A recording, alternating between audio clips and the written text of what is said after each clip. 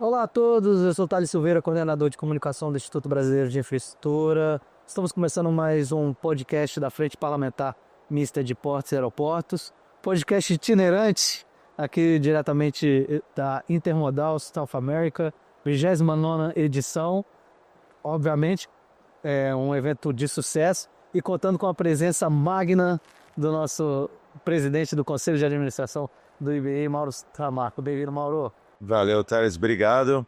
Não, é isso aí, é o nosso trabalho, né, Mário? É trabalhar pelo desenvolvimento do nosso setor, tá apoiando os nossos mantenedores nesse grande evento que é a Intermodal, aproveitando esse espaço aqui do Think Innovation, né, o espaço compartilhado, né, que é a sustentabilidade, né, de você estar otimizando custos, compartilhando, complementando trabalhos aí de tecnologia, de inovação, de consultoria, que é tudo que acho que o IBI faz, né, Mário? Exatamente. E representando aqui, né, na feira, o Instituto, a Frente Parlamentar, trazendo esse lado dual do Instituto, né, que é, de um lado, olhar para o lado político, né, para o lado legislativo do setor, né, e do outro lado, olhar para o setor mesmo, né, através dos nossos mantenedores, da nossa pauta, né, tão importante aí nesse momento.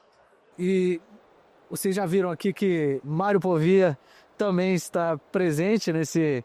Por isso que eu falei antes que era magna aqui essa presença, porque ao meu lado, como sempre, o nosso diretor-presidente do Instituto Brasileiro de Infraestrutura, Mário Povia. Mário, o que você está achando aí da Intermodal? Como é que está os seus entendimentos aí até o momento? Bom, primeiro agradecer ao presidente do nosso conselho, Mauro Samarco, pela permitir esse espaço aqui no stand para a gente fazer o nosso podcast itinerante, né? E está sendo muito legal. A feira fantástica, né? Esse espaço no AMB aqui muito maior do que as versões anteriores, né?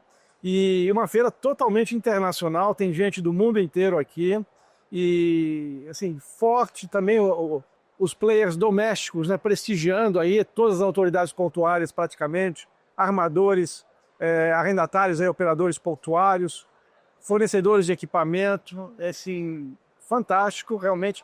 Organização bastante boa, mesmo com um número enorme de pessoas, né? A gente vê aí a internet um pouco lenta, mas funcionando, né? O acesso também um pouquinho de trânsito, mas nada que prejudique muito a chegada e a saída. Então tá nos trinks, tá muito bacana. É verdade.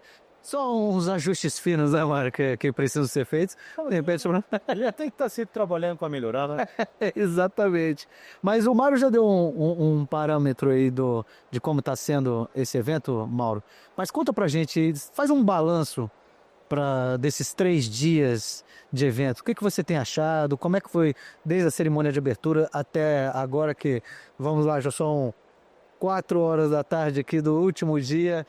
Faz esse balanço aí pra gente, como é que você tá vendo? Olha, falando da abertura, a importância da presença do presidente da Frente Parlamentar de Portos e Aeroportos, o deputado Paulo Alexandre Barbosa, que nós fazemos o trabalho, né, de apoio a todo o trabalho da Frente Parlamentar. Eu acho que a fala dele foi importante, porque a gente vive um momento especial do nosso setor, de grandes investimentos. A gente sabe de tudo que a gente tem de dificuldade, né, num país que tanto produz e a gente não anda na mesma velocidade com as obras de infraestrutura. O setor privado precisa estar cada vez mais presente, e está, né? E eu acho que as obras como o Tecon Santos 10, o túnel Santos Guarujá, que ele muito bem colocou lá na abertura. Terminal de passageiros, né? Terminal de passageiros. Eu acho que foi interessante, né? Recentemente foi inaugurado nosso mantenedor, né? MSC inaugurou um grande terminal em Miami. E aí você vê o quanto que a gente consegue trazer um equipamento moderno, né, para Santos, que vai atender como o principal porto embarcador de cruzeiro no Brasil. E, além do que isso vai trazer de revitalização para uma região do entorno da cidade de Santos, né, o centro histórico ali daquela cidade.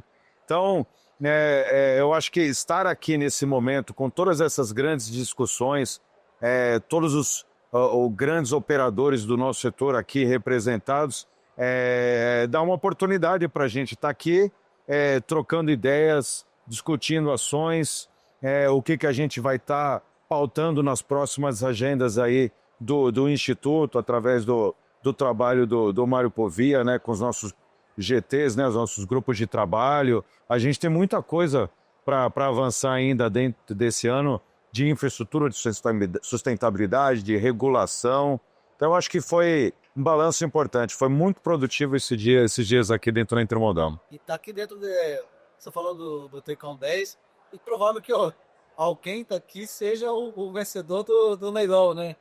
Olha, a expectativa é que a gente tenha um grande número de participantes no leilão, né? Que o leilão seja aberto para o máximo de número de empresas possível, porque isso vai permitir uma grande concorrência, quem sabe um grande valor de outorga, né? Que vai gerar em benefícios para a região, como o terminal de cruzeiros. E aí, vamos ver. Então, os players estão aqui, né? E tem se falado bastante por aqui agora, Mário. O nosso presidente da Frente Parlamentar sempre fala que é preciso óbvio que o Tecon 10 ele é necessário, ele é importante, tem que acontecer. Agora, a gente tem que também trabalhar a questão dos acessos, né? Nós temos um comitê temático dentro do IBI que trabalha exatamente essa questão. Como é que você está vendo isso, essa preparação para esse recebimento desse mega terminal que vai chegar em Santos? Bom, com preocupação, né? A questão dos acessos em Santos, ela acendeu a luz amarela com uma preocupação muito grande. Hoje, em condições normais de temperatura e pressão, a gente já sente alguns gargalos, né? E tem muita coisa acontecendo e acontecendo ao mesmo tempo. O Mauro citou aqui a licitação do STS-10, a transferência do terminal de passageiros, né? Nós temos a obra do túnel, né? Você vai ter ali a área que emboca e desemboca, né? Isso também vai ter que ser muito bem estudado, né, em termos de mobilidade urbana, né? E você vai ter um crescimento orgânico de Santos, né, que naturalmente cresce todo ano, né? E mais a questão de produtividade, né? A gente tem muita coisa acontecendo, né, oriunda de inovação, de novas tecnologias. O próprio governo, né, os órgãos anuentes ali, a Receita Federal, a Anvisa, a Vigiagro, eles estão se articulando para ter tempos de resposta mais rápidos. Portanto, esse carrossel vai começar a girar mais rápido e é fundamental que você tenha lastro, né, para que a questão do entorno não passe a ser o gargalo maior, né? A gente tinha antes os pátios cheios, né? A tendência é esses pátios produzirem mais, vão continuar cheios, né? Mas os navios vão aumentar, você vai ter níveis de consignação maiores e, portanto, o que vai acontecer, esse giro mais rápido, e você precisa ter a eficiência na cadeia toda. E se essa engrenagem, se uma delas emperrar, vira um gargalo totalmente indesejável. O bom é que está todo mundo discutindo, está todo mundo preocupado, né? A gente está buscando aí no Navegue Simples procedimentos mais expeditos, né? Para quê? Isso que o Mauro falou, o tempo da infraestrutura pública, né, não combina com o tempo da iniciativa privada, né? Então aqui está pisando mais forte no acelerador e aqui continua sendo um gargalo. A gente tem que uniformizar isso, deixar isso harmônico, trabalhando em sincronia, né, para que a gente não tenha esses gargalos. Tem muito projeto em Santos, e no Brasil inteiro, o setor portuário ele é atrativo. O Brasil continua sendo um país de oportunidades, mas sempre nós vamos ter, nessa geração e nas futuras, desafios de infraestrutura pela própria condição geográfica do país, pelo próprio modelo de negócio que tem de grande exportador de commodities, pelo fato de estarmos no hemisfério sul, longe das principais rotas. Tudo isso, quando você coloca numa equação, é desafiador e a gente vai ter que sempre estar preocupado com a infraestrutura portuária ou de transportes do país. É verdade. E nós não falamos nem do aeroporto do Guarujá. Aeroporto do Guarujá. Essa é mais uma outra questão. Talvez essa é uma externalidade positiva, né? O aeroporto ele vem talvez agregar, né, uma estrutura melhor para escoamento, né? Mas também é mais uma questão para colocar na equação aqui. O que o nosso presidente falou, a partir do ano que vem, esse aeroporto já vai estar operacionalizado, né? Então já vai estar podendo receber cargas e poder ajudar nesse escoamento do porto. Agora, nós sabemos que esse escoamento, ele também não traz ele é importante, um aeroporto nesse sentido, mas ele não impacta tanto quanto uma rodovia, né, diretamente voltada à saída e entrada de caminhões. Mauro, você que mora lá em Santos, conta pra gente qual é o tamanho, André, dessa bucha, né, que a gente pode falar que é esse problema de acessos ali. É interessante, né? Porque na nossa cidade, quem cresceu ali, durante 3 décadas, ela permaneceu igual. E o quanto, desde da primeira gestão como prefeito do Paulo Alexandre, o quanto que a cidade vem se transformando. A nova entrada da cidade de Santos. Então, grandes obras estruturantes que foram feitas de acordo com os investimentos através dos novos projetos das empresas portuárias que faziam suas compensações através dessas obras importantes da cidade. E agora você tem grandes equipamentos como o túnel e o aeroporto. A gente precisa, é fundamental, uma participação importante do governo do estado de São Paulo. Então, está sendo discutida a terceira pista do sistema Anchieta Imigrantes, importantíssima. O Tarcísio já colocou esse projeto como prioridade, já está falando que ano que vem a gente já deve estar com os licenciamentos, tudo já para dar início já no avanço das obras, né? E obras que duram muito tempo, né, para se concluir, mas a gente não pode ficar limitado só a isso, e aí a gente agradece aqui o governador que já sinalizou que está estudando também a ligação através do Rodoanel até a Cônego, né, a rodovia que liga ali com Cubatão, porque não vai ser suficiente só a terceira pista do sistema Anchieta Imigrantes, é muita carga, é muito volume, a gente precisa de obra também no sistema viário entre a chegada ali de movimentação de caminhões e veículos da saída de túnel, tanto Santos quanto Guarujá. Então, a margem esquerda, né? A margem esquerda precisa concluir a perimetral. Sim. Então, a gente tem muita coisa para fazer. Mas eu acho que a gente tem um bom diálogo, né? O próprio túnel mostra isso, governo estadual e governo federal trabalhando em conjunto para que finalmente se viabilize essa obra que há 100 anos, né, a região está ali aguardando, uma obra extremamente necessária, né? Sem dúvida, sem dúvida. Agora, você tocou aí no túnel, então você me permite, vocês estão vendo aqui, provavelmente vão ver esse podcast, esses dois já vão estar em viagem. Nós teremos uma missão internacional voltadas a analisar, a ter vistorias técnicas, né? E conhecer de um projeto desse, talvez um player que vem aqui para o túnel, para lutar pelo leilão do túnel. Conta pra gente como é que vocês estão pensando, qual é a expectativa dessa viagem, o que vocês estão querendo ver ali efetivamente. Se eu não me engano, lá a Dinamarca tem um túnel, né, lá que está sendo construído. Tem é a maior obra hoje nesse sentido do mundo. É um túnel de 18 quilômetros submerso que está conectando a Alemanha com a Dinamarca e que usa o mesmo sistema de construção que será implementado no túnel Santos Guarujá. Então você tem que fazer uma calha, né? Então sistemas de dragagem para você poder acomodar os módulos do túnel.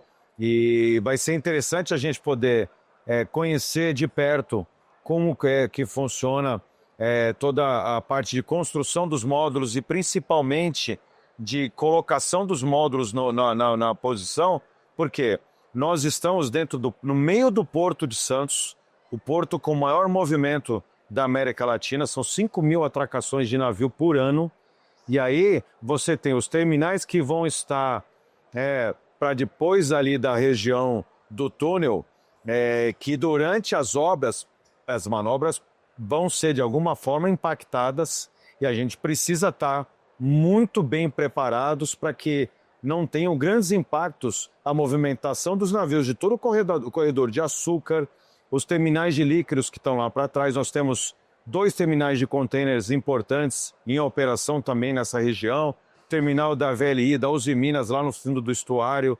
Então a gente precisa estar muito preparado e aí o Instituto, né, Mário, a gente está trabalhando para dar apoio para que o sistema todo não tenha uma grande perda de operações, né, durante as obras, né? Exatamente. E, bom, nem pensar em paralisar um porto como Santos, né? E a gente não falou aqui ainda, mas tem uma outra obra muito estruturante, né? Que é o modelo da FIPS, né? São obras ferroviárias, a gente vai tirar aí alguns caminhões, muitos caminhões, né? Para jogar essa carga de celulose e de grãos para a ferrovia, né? Isso também desafoga, também fertilizantes saindo, né? E isso também é uma... Veja que tem muita coisa acontecendo ao mesmo tempo, né? Na Lemoa, provavelmente, vamos ter ali mais uns 2 viadutos ali, que é muito importante, mas já está na hora de pensar no futuro do porto, né? Talvez crescer para a água, né? Talvez buscar aí acessos redundantes, que é fundamental, né? E já pensar na quarta descida também. Eu acho que pelo tempo de demora que a gente tem, né, entre resolver fazer e entregar a obra, né? Isso pode levar 10 anos brincando, né? Então já está na hora da gente começar a pensar nisso. E tratar, Mauro e Tales, de questões estruturantes, né?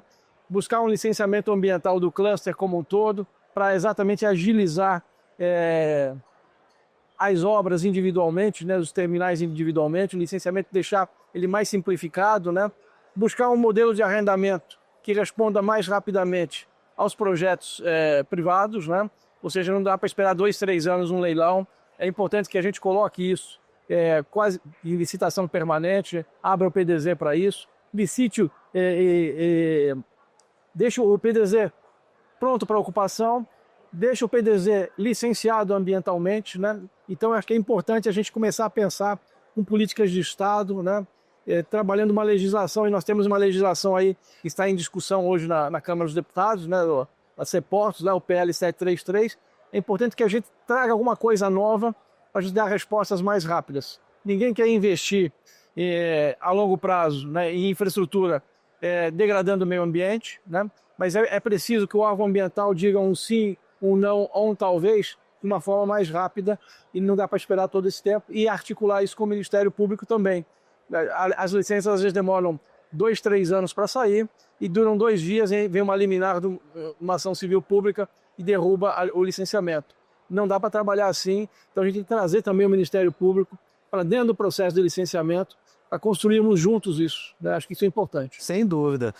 E uma outra obra também é a própria obra de dragagem, que aí do porto, né, que também já é mais uma obra, demanda um certo espaço para você poder colocar uma draga ali, retirar o sedimento de um local e jogar em outro. O Mário tocou um ponto importante, né? A gente pode usar o agro como exemplo. O quanto que o Brasil ele é avançado na questão da proteção ambiental. Então, o agro brasileiro, ele dentro de tudo que tem dentro da legislação de áreas de proteção permanente, o quanto a gente consegue ser produtivo, líder mundial na produção de diversas commodities, sem degradar o meio ambiente. E as empresas que atuam na infraestrutura, né, na logística da carga, da mesma forma, todas avançadas nas suas questões de sustentabilidade, atendendo, investindo muito. Então, a gente precisa realmente ter uma metodologia com o governo de entendimento de que, poxa, a gente está capacitado, a gente atende às normas, a gente precisa ser mais ágil para poder atender a demanda que vem. O Brasil está produzindo cada vez mais e a gente não está conseguindo escoar toda essa carga que está vindo. É a eficiência da porteira para fora que a gente precisa, que o agro tanto pede, né? E a infraestrutura que ele pede é para a infraestrutura. A gente quer aumentar as exportações, a gente precisa exportar esse produto todo que o Brasil está produzindo, e para poder ter o investimento, e o setor privado está aí para investir, a gente precisa que o governo ajude e tenha realmente um sistema. Aí eu acho que o Navegue Simples é importantíssimo, para a gente, de fato, criar uma metodologia que seja muito mais ágil para que os processos, os projetos não tenham essa demora toda para sair do papel. Vale lembrar que a gente tem um acordo com o MPOR, né, o Instituto e a Frente, de colaborar em âmbito de Navegue Simples para essa desburocratização, né? E agora, tudo isso requer um planejamento, não só para desburocratizar, mas também buscar eficiências e entender como é que está o mercado. Mas para todo esse entendimento, a gente também precisa de dados, né? Precisamos fazer... E o Brasil, ele é um grande produtor de dados, né? As agências reguladoras, as autarquias, os órgãos também produzem dados, as empresas têm essa questão. Só que esses dados, muitas vezes, eles são difíceis de você... eles são dispersos. O IBI, eu pergunto para os dois, o IBI já está atento a esse sentido de repente, ser algum catalisador ou um hub de dados para contribuir com o governo e com o setor? Sim, eu acho que isso, né, o Mário vai poder falar melhor até, é um dever, né, nosso. A gente tem tido um relacionamento muito interessante com a carga, né, exemplo do Secafé, que teve recentemente nos visitando, né, no IBI, a carga, ela sente toda a dificuldade dos entraves, né, da logística interna do nosso país e está junto, então, com o setor, trazendo todos esses dados para a gente conseguir mostrar para o governo aonde estão os gargalos e o que a gente precisa trabalhar em conjunto, né, Mário? Eu acho que, em grande medida, é a missão do Instituto, né? Dar suporte ao parlamento, né?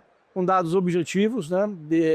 De onde estão os problemas, onde estão as virtudes, né? Ou o modelo a ser seguido.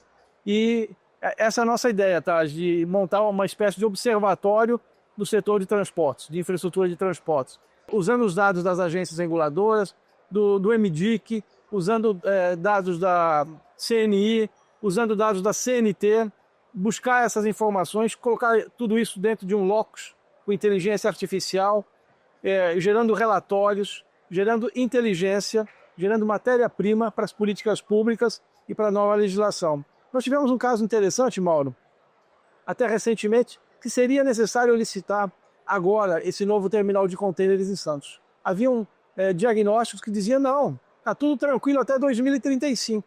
Nós temos capacidade até 2035. O outro segmento dizia, negativo, nós já estamos sofrendo com demoras, com sobreestadias de embarcações, tudo isso, né? Afinal de contas, onde estão os dados objetivos, né? A ideia é nós termos isso em números, né? Não é eu acho. Os números dizem isso, né? E sempre é bom a gente trabalhar com folga, né? A gente viveu isso na Ferrovia Norte-Sul, que diziam na época que ligava ao nada ou coisa alguma, e ver o desenvolvimento regional que aquilo provocou. Vivemos isso com o Porto do Açu, que era um complexo portuário focado no óleo e gás, né? E que acabou ficando pronto antes dos projetos de óleo e gás e passou a desenvolver ali uma série de negócios, né? Então é um pouco disso que acho que a gente precisa, né? Chegar antes com a infraestrutura e não esperar a fila para fazer os investimentos. E é nesse sentido que a gente quer colaborar, sim, né? Com esse observatório, ainda é embrionário, né? A gente está desenhando esse modelo, mas nós haveremos de construir isso e darmos essa contribuição aí, tanto ao Congresso quanto à sociedade. Que é para atender a urgência que nós temos agora para resolver os gargalos e depois chegar no momento que é o momento ideal, né? Que é você ter um planejamento a longo prazo, né? Como você falou, você projeta uma ligação com a região norte, você já está prevendo que o grão está subindo. Exato. E a gente precisa chegar nesse estágio de imaginar o que é a logística do Brasil em 2050, depois em 2080, para ter aí, de fato, o Plano Nacional de Logística. Exatamente. De cenários, né? Cenário montado, né, com projeções reais, né? Hoje a gente tem muita discussão disso nos portos. Santos é um exemplo, para identificar o que de fato é a fuga de carga que nós temos em Santos. Você conversa com o setor de líquidos, nós temos uma perda de carga enorme que não está conseguindo atender na capacidade do nosso porto. Fertilizante é outro grande exemplo disso, né? E se a gente não realmente, através desse trabalho todo do observatório do IBI, poder mostrar em números e em dados, né, para que não tenha nenhuma dúvida sobre problemas que a gente vem enfrentando, né? É verdade. E trazer, como o Mário mesmo disse, trazer uma coisa robusta, apresentar algo robusto na hora que for defender uma pauta, né? Se tornar cada vez mais indiscutível que a solução apontada seja a correta, né? Enfim, mas ficamos esses 3 dias aqui na Intermodal, fazendo essa série de ações e aproximações, de conversas com o setor, mas o Congresso não parou, né? E a FPPA também não parou. Tivemos aí na terça-feira uma aprovação, uma quarta-feira, se eu não me engano, a aprovação interessante ali no âmbito da Credem, pelo nosso vice-presidente, que foi o vice-presidente da FPPA, era o relator, que é a série C92. Flávio Nogueira. E, inclusive, muito interessante ver que o deputado se abraçou a esse tema, né? Participou bastante das discussões, né? Seja a sua assessoria, seja ele mesmo entendendo sobre o assunto e o gargalo, mas eu queria que vocês falassem um pouco sobre o que é a série C92, por que era necessário que essa convenção, que desde 92 está aí, não foi e não estava caminhando. Qual é o ganho que a gente vai ter agora com essa aprovação? E mais uma vez, deputado, agradecer aí toda a presteza na hora de entender toda a dinâmica e o que da importância dessa convenção e sobre participar firmemente nessa aprovação. Eu acho que é importante isso, começar pelo registro do importante trabalho feito pelo deputado Flávio Nogueira, né? E a CLC 92, o Brasil tem uma legislação protecionista em diversos aspectos. Nós não somos signatários de importantes regras internacionais de navegação, como as regras de Hague-Visby, de Roterdã, Hamburgo. Temos a nossa própria legislação. Entendemos, né, o porquê disso, né, do desenvolvimento da história do nosso país, mas em alguns aspectos a gente precisa estar alinhado com a legislação internacional, porque nós somos parte, né, de um mercado global, por ser o maior país produtor de alimentos, principalmente, além do que a gente tem de minério, de exportação, né, de óleo, e você ter um país com a costa do Brasil, com o que a gente tem de portos aqui, e você não ter uma convenção de limitação de responsabilidade civil por poluição por óleo, você vê o quanto que a gente perdeu, porque junto da CLC, um ponto importante que a gente precisa avançar no futuro, você pode aderir ao Fundo Internacional. A gente teve aquela poluição toda no Nordeste, que não havia ali uma identificação da origem. Você poderia ter tido recursos internacionais para poder cobrir, né, toda a limpeza, a despoluição das praias naquele incidente, e o Brasil está atrasado nisso. Então, finalmente, já numa determinação da Marinha, uma indicação da DPC de muitos anos atrás, favorável ao Brasil aderir à CLC 92, finalmente agora isso tramitou dentro do governo, foi para a Comissão de Relações Exteriores, andou agora, né, graças ao trabalho do deputado Flávio Nogueira, e aí vamos continuar trabalhando o trabalho do IBI através do GT de convenções. A próxima etapa agora deve ir para a Comissão de Meio Ambiente, e para que a gente finalmente então tenha a aprovação não só da CLC 92, né, Mário? Outras convenções. Tá aí. Exatamente. Arresto, bunker. Exatamente. E acho que são aí o total de 4 ou 5, não é? E o que o Mauro colocou, né?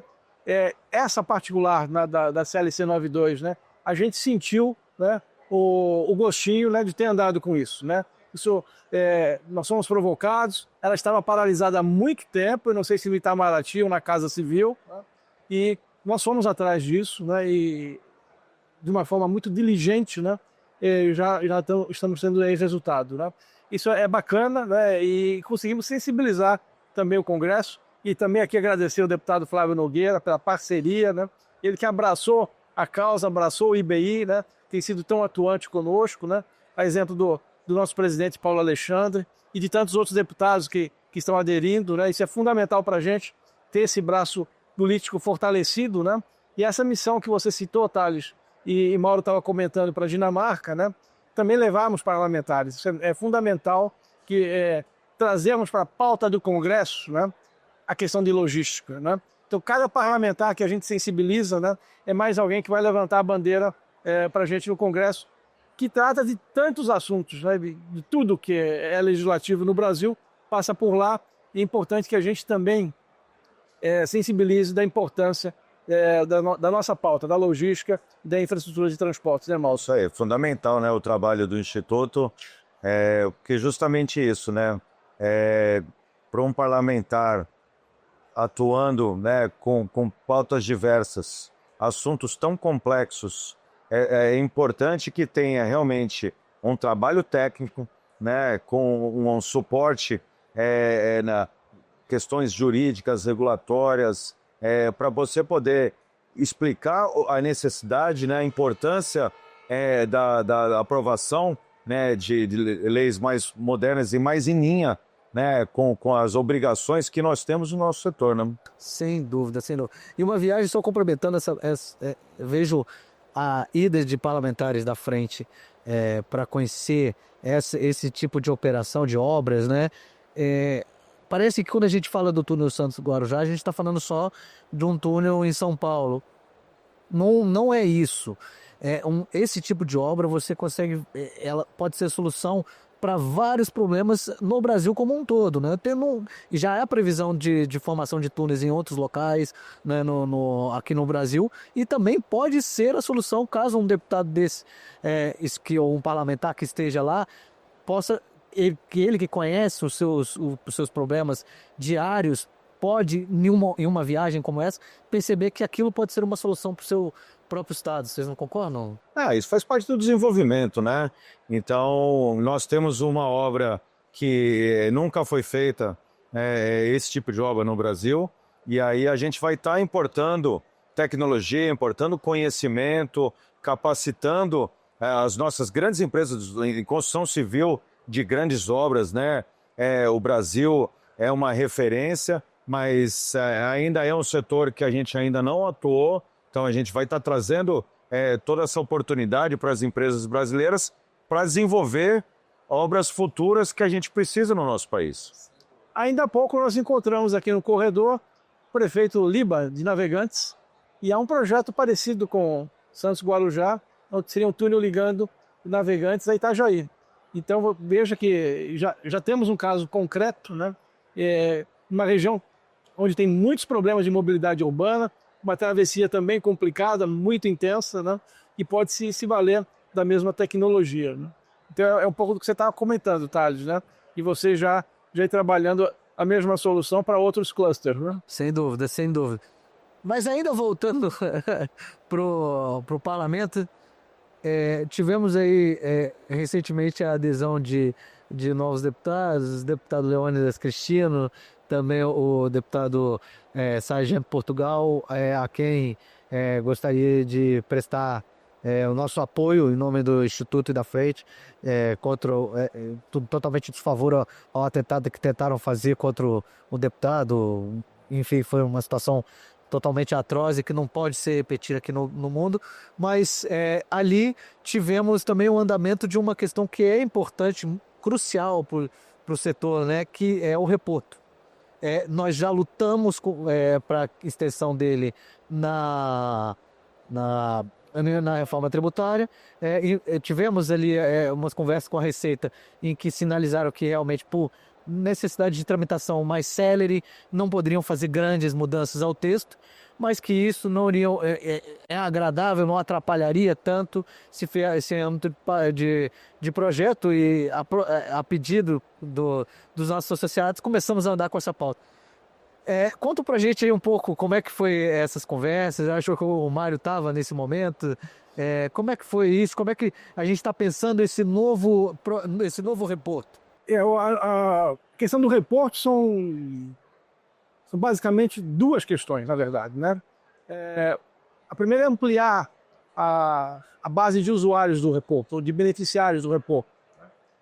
Terminais que estão em retroárea, depots, DEDEX, enfim, né? A gente entende que todos são merecedores de ter o benefício fiscal. Não faz sentido você só beneficiar quem está em área primária, né? Ou quem é um terminal privado ou arrendatário, né? Todo mundo precisa estar dentro desse carrossel que eu falei, né?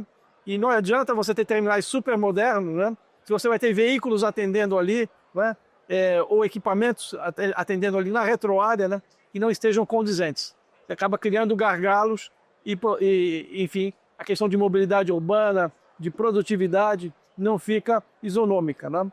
Então a ideia é ter um reporto para todos, me parece muito legítimo. O efeito caixa disso é nenhum. A ideia é nós pegarmos o mesmo montante desse recurso e distribuirmos para uma base maior.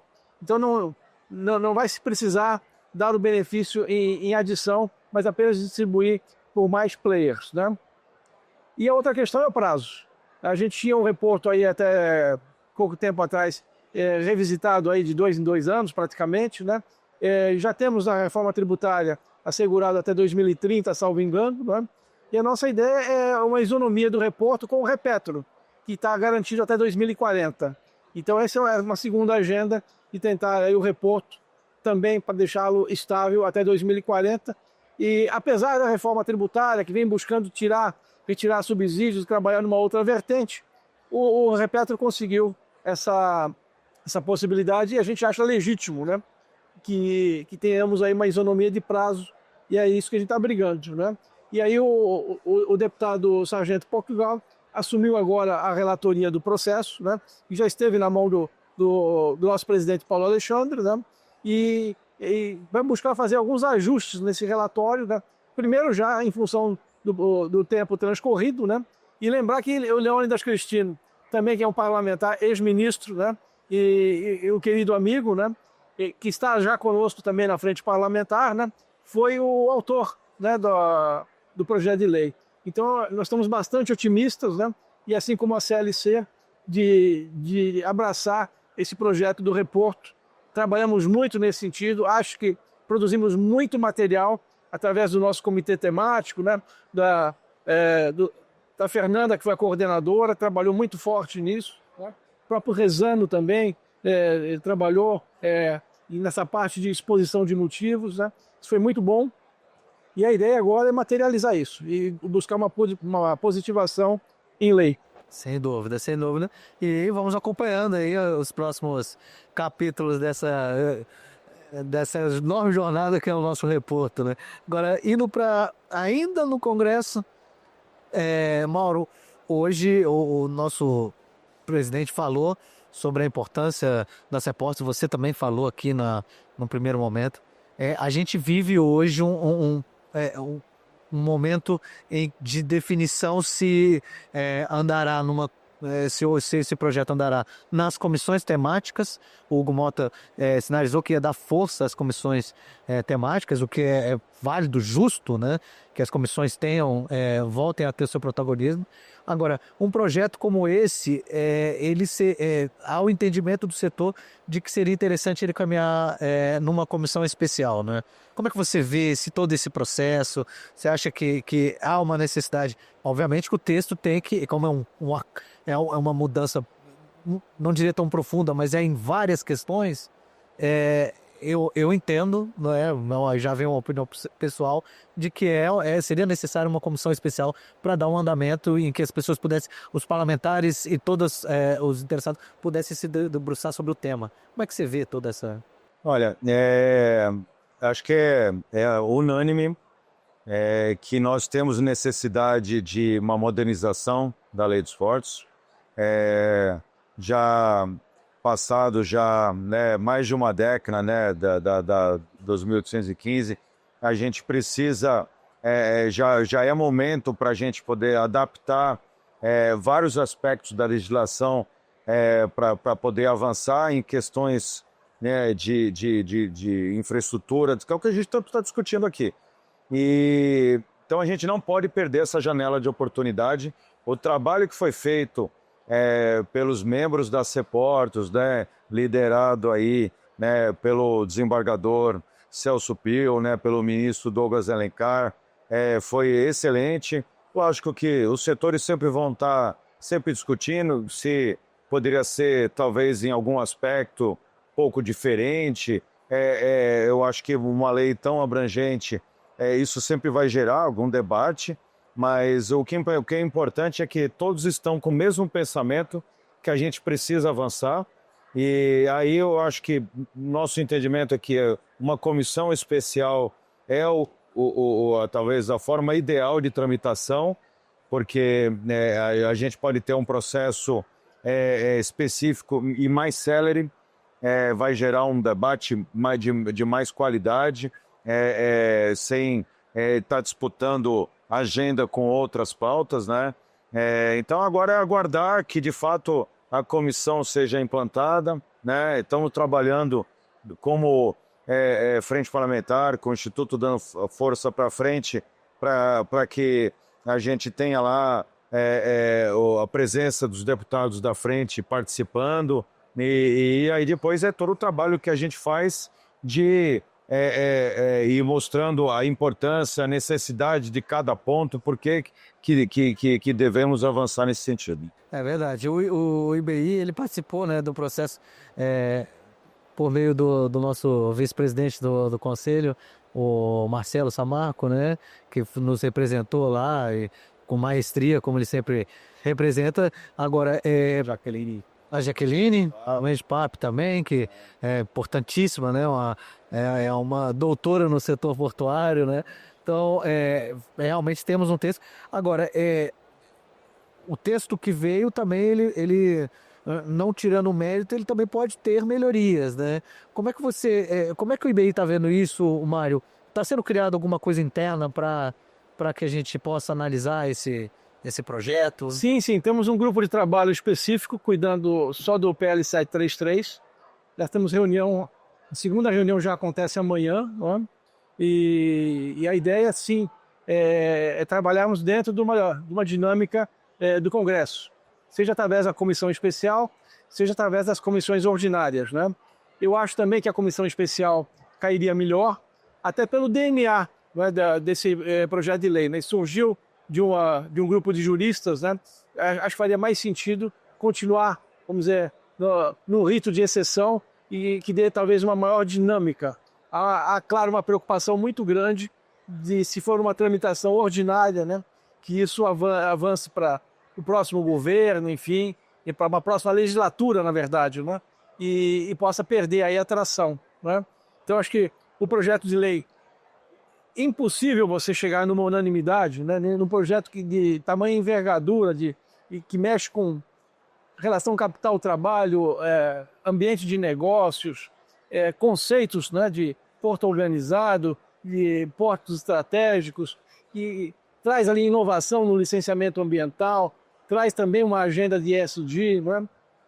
Então é impossível ter uma unanimidade. Então você vai ter na sua cabeça o seu projeto de lei, Mauro vai ter o dele, eu terei o meu, né? Então provavelmente, sim, vai ter emendas aí, vai ter propostas de alteração aqui e acolá, mas eu acho que no todo, né, em termos de diretriz, em termos de vetor, né, o projeto de lei é bastante bom, é bastante positivo, e é uma pena que talvez os sindicatos, né, a classe trabalhadora, não tenha se apercebido das virtudes. Acho que é uma oportunidade grande, né, dos trabalhadores saírem com uma proposta muito boa em âmbito de negociação e em âmbito da legislação.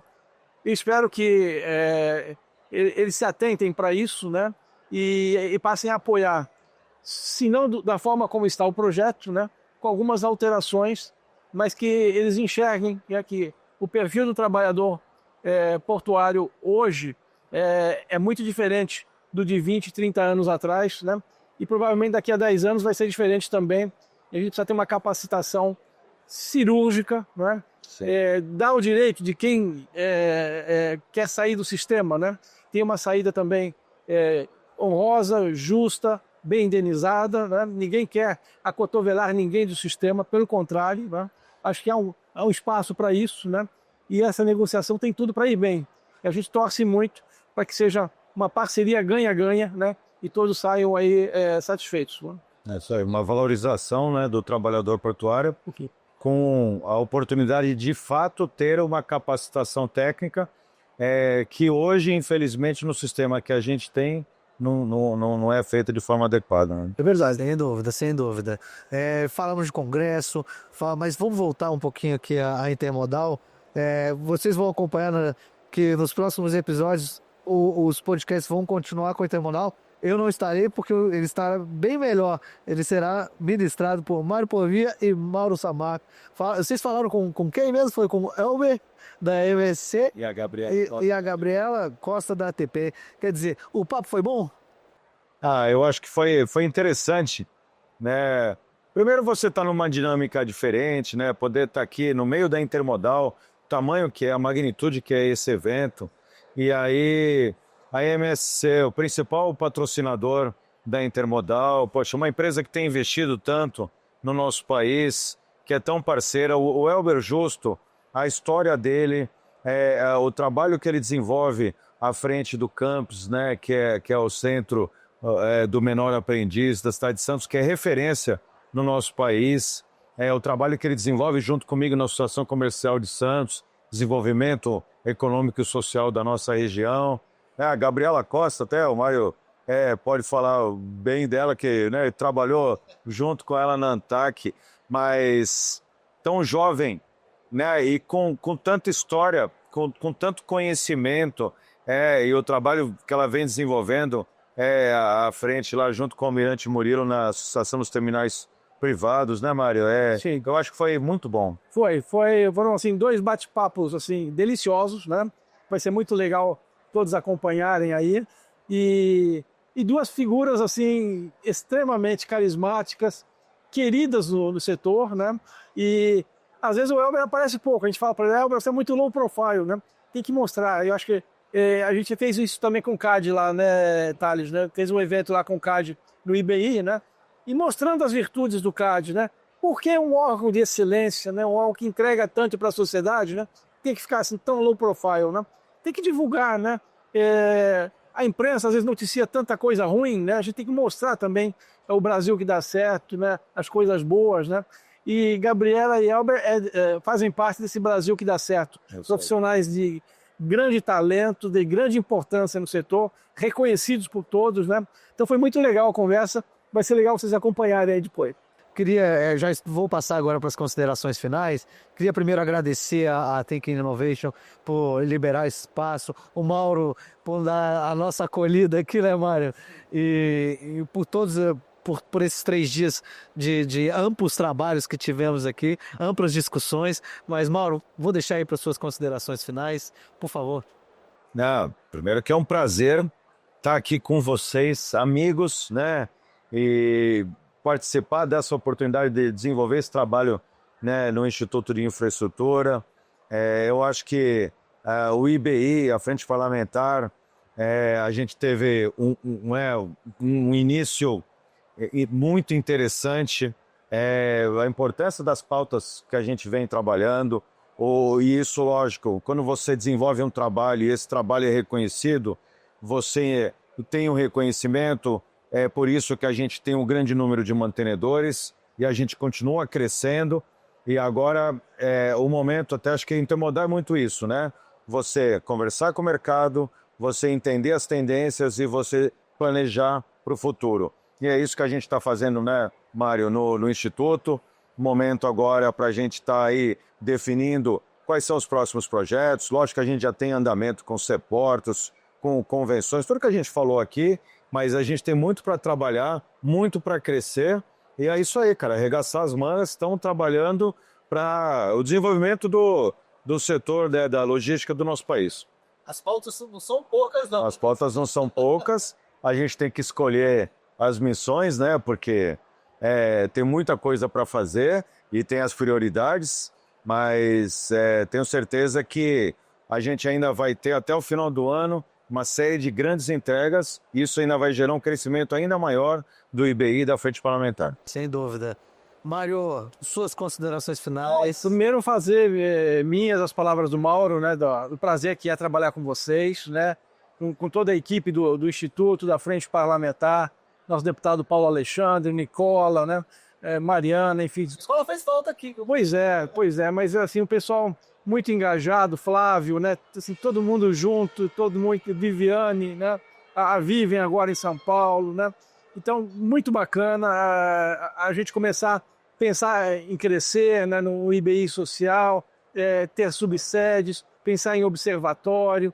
Tudo isso é muito bacana, são projetos que a gente sonha e que viram realidade, né? Até um ano e pouco atrás, o IBI era um sonho, né? E a gente já vê isso se tornando realidade, né? A gente conseguindo se integrar e contribuir com alguma coisa para o Brasil. O Brasil o que é? É intermodal. Você vê aqui a pujança desse país, né? O mundo inteiro aqui hoje falando de logística, trazendo produtos, né? Buscando desenvolver negócios, né? Esse é o país que dá certo, né? Com todas as dificuldades, com todos os desafios, né? Mas você vê as coisas acontecendo, as oportunidades que a gente tem aqui, né? E acho que, de alguma forma, a Intermodal materializa a viabilidade do Brasil. A gente precisa só romper algumas amarras, né? Para seguir aí um caminho firme, aí, melhorar o ambiente de negócios, diminuir judicialização, trabalhar com arbitragem, conceitos mais rápidos, menos burocracia, e a gente põe aí esse navio no canal aí para dar resultados, ou os trens nos trilhos, ou os veículos, os caminhões nas rodovias, né? Nós somos multimodais, afinal de contas, né? E acho que esse é o caminho bom e esse é o desafio de cada um de nós. E as barcaças das hidrovias. E, claro, as barcaças nas hidrovias, com toda certeza, e os aviões nas pistas. É isso aí. Eu queria agradecer a vocês também. Tenho um grande orgulho de trabalhar no IBI, trabalhar junto com vocês. São duas personalidades fortes, importantes, inteligentes e que trabalham muito. Então é um orgulho trabalhar com vocês, viu? Nosso podcast fica por aqui. Curta, se inscreva no canal, acompanhe nossas redes sociais, porque nós seguimos em busca de uma infraestrutura forte no país.